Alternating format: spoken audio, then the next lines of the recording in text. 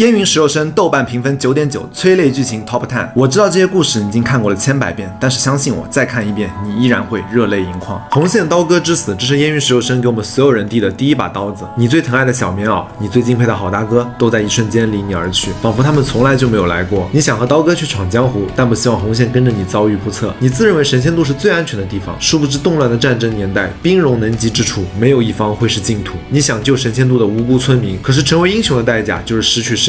只不過這次你有個好大哥，他替你背負了本該屬於你的審判。江湖第一課，先成無名人，昔日少東家，如今流浪兒。開封有多大，名聲有多苦。有的人在醉花陰紙醉金迷，有的人卻柴得連一滴母乳都擠不出來。你以為你來到的是一座生機盎然的大都市，但其實城裡的百姓每天都像活在一座熔爐。借用圍城的一句話，城外的人想進去，城裡的人想出來。没有人知道自己什麼時候會死，因為可能下一刻你就得死。當龜奶奶跪在地上攥着兒子用命換來的一顆銅錢時，我相信屏幕前的少東家沒有一個不為此感到心碎。明明是最和藹可親的奶奶，為什麼在人生的終點還要被上天愚弄？戰爭年代的市井微末，他們的生命就只能是君王將相博弈的籌碼。沒有人會在乎你死了兒子還是女兒，也沒有人會在乎你少小離家老無所依。當隱隱跪在地上喊出那句蒼生無言俠為其身時，當黎民百姓點上蠟燭在黑暗中照亮你的行俠之路時，當燕雲的懸賞面板下繪製出無數叛歸的兒童面龐時，燕雲就已經贏了市面上所有的武俠產品。教你成俠，也教你行俠，讓你在這個比燕雲還要殘酷的現實世界裡，至少還要保留一份俠者的人心。他為了家國大義等了他3天，他為了再造之恩等了他3年。如果說燕雲明面上的主角是少東家，那麼陰影之下的主角就是田英，一個為了保家衛國能夠不擇手段的男人。他為了能夠離間南唐和契丹的結盟，為後周爭得一絲喘息的機會，以恢復光明為條件，希望月神能夠助他一臂之力。但他不知道的是，月神根本不在乎他那雙承諾的眼睛，月神在乎的只是能夠報答田英多年前的救命之恩。那時的他還叫黎真真，只是一個被許下冥婚的可憐盲女。是田英的出現讓他第一次看見了光明，世俗只會對他指手畫腳，要求他怎麼做，而田英卻給了他一把劍，讓他自己選擇怎麼做。所以練成之後，哪怕田英要他弑神，我相信黎真真也未嘗不敢一試，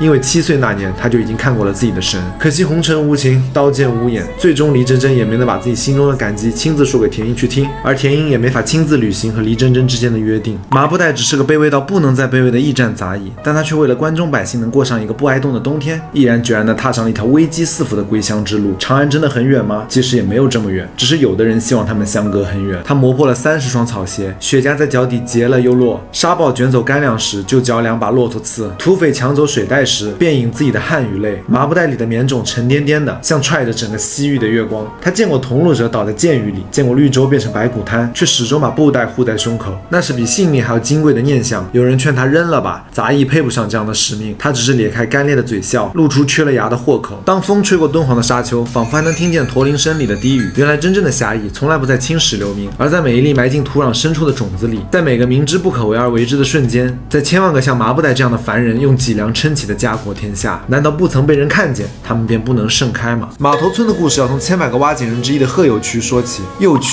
渠，這是他們家對於他最大的希望，挖出一條水渠。從他的爺爺輩，他們村就開始挖井，為了後代能活，他們義無反顧地鑽入地底。他們也許會迷茫，這麼拼命的挖有什麼意義？自己又喝不到水，但是他們從來不會停手，因為他們知道，只要自己拼命的挖，後代就能喝到水。用3代人的死換萬代人的生，這筆買賣很划算。中華上下之所以會有5000年的傳承，就是因為有無數個類似的碼頭村村民在為了後代負重前行。他們一輩子也許過得悲涼淒慘，但他們總希望後輩能過得比自己好一點。而正是這份綿延不止的希望，鑄就了我們如今的璀璨。一幫老兵死守孤城，為了一個永遠回不去的家鄉。郭興子帶隊來到這片戈壁，就無時無刻不在為了保家衛國而努力。直到生命的最後一刻，他的視線都沒有離開過長安的方向。他知道自己身上的戎裝是國家和人民賦予的，那麼自己就要對得起國家和人民的期望。在我們中國，無論哪個時代，都有這麼一批忠贞之臣在守護着我們的國家領土。曾經的安錫軍，如今的解放軍，皆如此。他們用自己的艱苦換來了我們的安穩，用自己的青春換來了我們的未來。生於華夏，何其榮幸！娥皇就義，有人在等你為他蓋棺定論。張懷生的故事是我近年來看過最震撼的舞台劇，每一個人心的刻畫都細緻入微。所有人都希望懷生去死，包括急於通關劇情的你，也不例外。懷生無罪，懷璧其罪。一個為了國家、為了百姓戎馬一生的功勳之臣，卻因為小人的猜忌、君王的畏懼、親友的妒忌、敵人的憎惡，最後一家7口曝屍荒野。當你執筆替他寫下那句懷生生無罪時，就好像替這段悠遠的歷史還了他一個公道。但是遲來的正義，它還算正義嗎？戰爭年代裡，你想做一個好人，世道都會逼着你變壞。從小立志讓百姓吃飽飯，而不是拼好飯的兄妹二人，懷揣着天下長平、不知飢饉的遠大夢想，接濟難民，卻因為自己的善舉遭致家族毀滅。鄭惡做錯了嗎？鄭惡沒有，他是燕雲裡最有資格喊出那句間違っているのは僕じゃない。間違っているのはこの世界だ。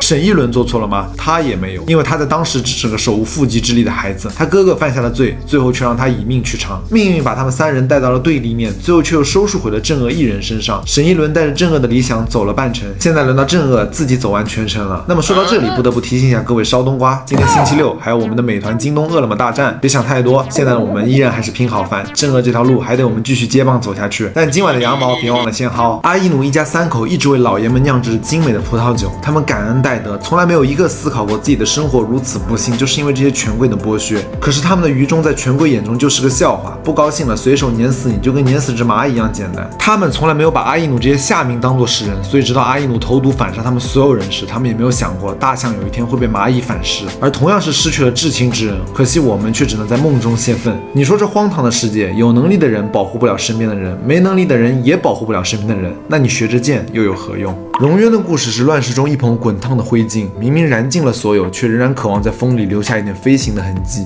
作為墨家的遺孤，他原本信奉的應該是兼愛非攻，可命運卻偏將他碾作復仇的刃。他造的木淵是他一生的隱喻，木質的身軀沉重如宿命，卻偏要振翅裂空，如他掙扎於道義與仇恨之間。每一次俯衝都像在質問墨家的非攻為何成了征伐的兇器，家族的遺恨又怎能借他國之血清洗？當少東家在五崖大劍與他死鬥，木淵的碎片墜落濁水之時，那聲裂響不是兵刃的潰敗，而是一顆心的破碎。亂世如熔爐，多少人在其中斷成冰冷的氣，而榮淵直至最後一刻仍是未涼的木淵，焚身以火，卻以殘骸托起一縷清風。那麼在各位少東家心中，最催淚的劇情又是哪些？可以寫在評論區下方分享一下。